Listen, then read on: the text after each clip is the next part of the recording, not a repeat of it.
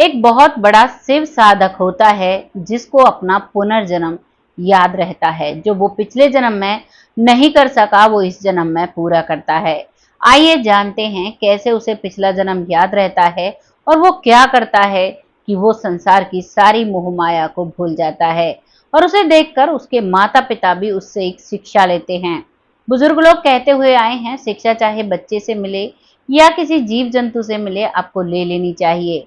जैसे कि कुत्ता जिस जगह पर बैठता है वो सफाई करके बैठता है, अपनी पूंछ हिला के साफ करके वहां पर बैठता है। उससे भी हमें एक प्रेरणा मिलती है कि हम जहां भी रहें हमें साफ सफाई का खासा ध्यान रखना चाहिए। चाहे वो हमारे घर की हो, चाहे वो नेचर की हो या फिर नॉइज पोल्यूशन की हो, हमें हर जगह साफ सफाई का ध्यान रखना चाहिए। कहीं भी कोई भी पोल्यूशन नहीं फैलने देना चाहिए। नमस्कार, मैं महक चौधरी। आज की जो कहानी शुरू होती है ये शुरू होती है एक बहुत ही पुराना गांव होता है जो कि जमुना के पार होता है, जिसका नाम होता है बेल नगरिया। वहां पर एक ब्राह्मण परिवार में एक बच्चा जन्म लेता है। उस बच्चे का नाम रामदास रखा जाता है। वो 5 भाई बहन होते हैं और परिवार इतना गरीब था कि वो पेट का खाना ही मुश्किल से कमा पाता था। उनका पिता बाकी सुख सुविधाएं देना तो बहुत दूर की बात थी। वो परिवार इतना गरीब था। उसकी जो माँ है, वो जो उसका पति जो कुछ बना कर ले आता उन सबको बनाकर बच्चों को खिला दिया करती। बचे वक्त में लोगों के पास जाकर काम मांगा करती, खेतों में काम किया करती।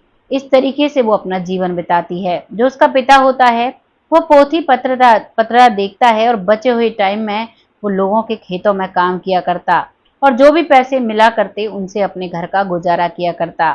धीरे धीरे वक्त निकलता है और अब 5 बच्चे बड़े होने लगते हैं। सबसे छोटा बेटा जिसका नाम होता है रामदास, उससे बड़ी 3 बहनें होती हैं और उससे बड़ा एक भाई होता है। 5 बच्चे होते हैं, 2 पति पत्नी हैं, 2 उनके बुजुर्ग हैं, यानी कि उन पति पत्नी के सास ससुर और माता पिता हैं और वो परिवार अपनी बहुत ही गरीबी से जूझ रहा है। अब जब बच्चे बड़े होते हैं तो शिक्षा दिलाना तो उनके लिए बहुत बड़ी बात होती है। जो छोटा बच्चा था वो बहुत ही शांत स्वभाव का था। बचपन से ही भोले बाबा की पूजा किया करता था। उसका ये व्यवहार देखकर उसका पिता जो है वो उससे पास के ही एक गुरुकुल में एडमिशन करवा देता है। गुरुकुल में शिक्षा फ्री में कराई जाती थी। कोई भी चार्ज, कोई भी पैसा उनसे नहीं लिया जाता था। बच्चों को वहीं रहना पड़ता और जो गुरुजन होते उनकी सेवा करनी होती और वहाँ के कुछ छोटे मोटे काम करने होते, जिसके बदले उनको भजन ध्यान अध्यात्म से जोड़ने का कार्य किया जाता था और कुछ पढ़ाया भी जाता था। जैसे बच्चा रामायण, गीता, जैसे जो हमारे वेद हैं, पुराण हैं, इन सभी की नॉलेज बहुत अच्छे से दी जाती थी। वो बच्चा बिल्कुल शांत रहता था, वो कुछ भी किसी से नहीं कहता था। जब वो 10 साल का होता है और जब वो वहाँ पर शिक्षा दीक्षा लेता है और वहाँ पर वो ध्यान लगा कर बैठता है तो उसको चीजें याद आने लगती हैं। उसको याद आता है कि वो एक बहुत बड़ा जमींदार है और वो बताता है कि मेरा बहुत बड़ा घर है, मेरे पास बैलों के जोड़े हैं। क्योंकि ये कहानी बहुत ही पुरानी है, इसका जो पुराना जन्म था वो बहुत ही पुराने समय में हुआ था। वो बताता है बहुत पुरानी सी बड़ी सी हवेली है, बहुत सारे लोग हमारे काम को करते हैं, मेरी पत्नी है, मेरा बेटा है। जैसे ही बेटा याद आता है तो वो जोर जोर से रोने लगता है। जो गुरुजन ध्यान लगवा कर बैठे हुए थे वो पूछते हैं क्या हुआ, तो वो आंख खोल लेता है और उसे जो दिखा है वो सभी उनके साथ बांटने लगता है, शेयर करने लगता है। वो बताता है कि मेरा बेटा पूजा करता है और मैं भी पूजा कर, बहुत बड़ा जमींदार था, मेरे घर में बहुत सारे नौकर चाकर काम किया करते थे, मेरी पत्नी भी बहुत पूजा पाठ किया करती थी, लेकिन मैं उपासना भगवान की पूजा किया करता था। मैं ज्यादा से ज्यादा समय अपने खेतों पर ध्यान लगाने में लगाया करता।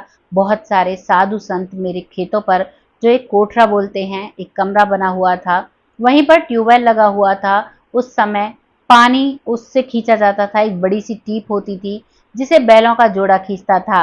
अब तो बोरवेल लग जाते हैं, समरसीवर हो जाते हैं, लेकिन उस समय पर इसी तरीके से बड़े से कुएं में से, उसे रहट बोलते हैं, रहट से पानी खींचा जाता था। उसी तरीके से वहां पर पानी खींचा जाता है। वहां पर बहुत साधु रुकते हैं, वो अपने हाथ से उनके लिए खाना बनाता, उनके साथ साधना किया करता, उनसे गुण सीखा करता। यही उसकी दिनचर्या होती है। वो अपनी साधना में इतना मग्न हो जाता है कि अब वो अपने घर परिवार को देखना बंद कर देता है।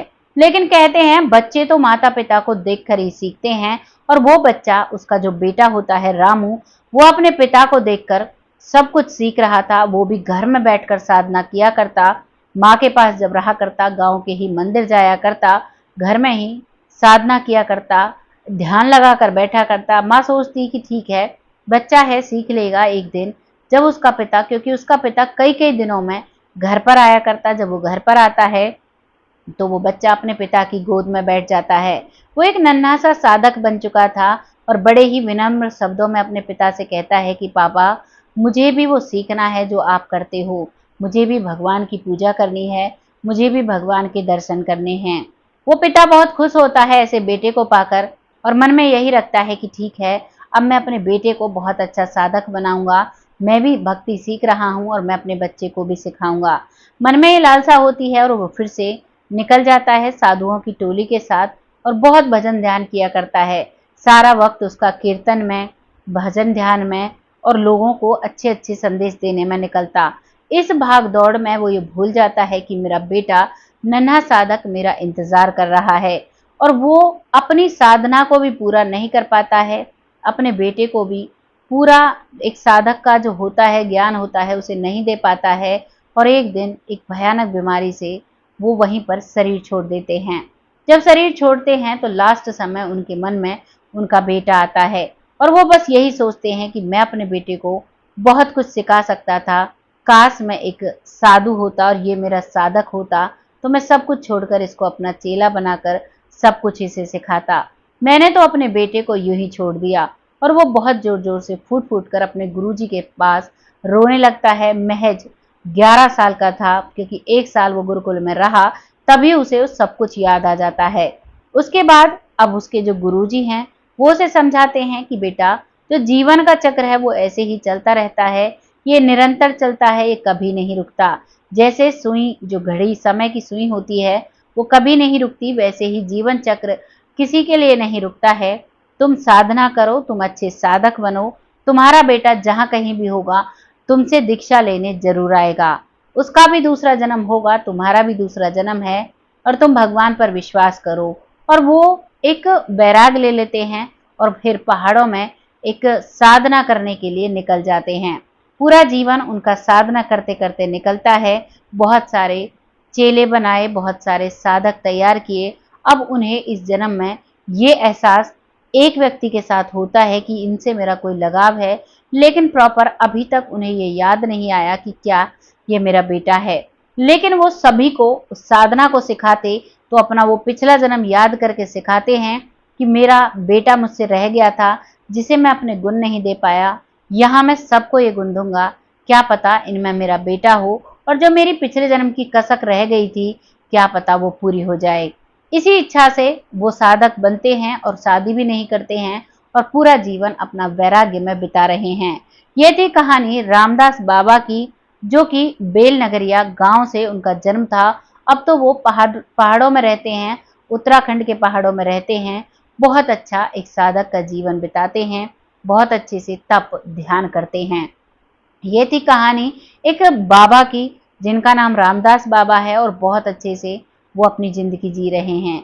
मन में बस एक ही सोच रहती है। अब जब वो ये बातें सारी अपने गुरुजी से शेयर करते हैं, बताते हैं, तभी गुरुजी बताते हैं कि बेटा, जो अधूरी इच्छा अंत समय में तुम्हारी रह गई थी, भगवान ने उसे पूरी करने के लिए तुम्हें इस जन्म में साधु बनाया, ऐसे परिवार में जन्म लिया जहां पर तुम्हारे लिए कोई भी परेशानी ना आए। वो तुम्हें खुद एक साधक बनाना चाहते हैं, और हो सकता है जो तुम्हारे ये इतने, जो तुम्हारे चेले हैं, जो तुम जिनको साधक बना रहे हो, जिनको चीजों का ज्ञान देते हो सकता है इनमें से ही कोई तुम्हारा बेटा हो। और अगर तुम अच्छे से ध्यान लगाते हो और भी आगे, तो तुम्हें उसका भी बोध हो जाएगा। ये कहानी यहाँ पर समाप्त हो जाती है एक व्यक्ति की, जो 2 जन्म लेता है, शिव के उपासक होते हैं, शिव की साधना करते हैं। वो बताते हैं कि मुझे जब भी मैं आंखें बंद करता हूँ, मुझे शिवलोक दिखाई देता है, वहां पर मैं घूमता रहता हूँ, वहां पर कोई भी मानव शरीर नहीं है, सब बहुत आनंद में है, सब एक अलौकिक ज्योति वहां पर जली हुई है, हर व्यक्ति की एक ज्योति है, और बहुत ही आनंदमय से रहते हैं। जब उनसे पूछा जाता है तो उसे वो स्वर्ग बताते हैं और वो शिवलोक होता है जहाँ पर वो रहते हैं। हर भक्त की, हर उपासक की अलग अलग एक दृष्टिकोण होता है, अलग अलग पूजा भक्ति होती है।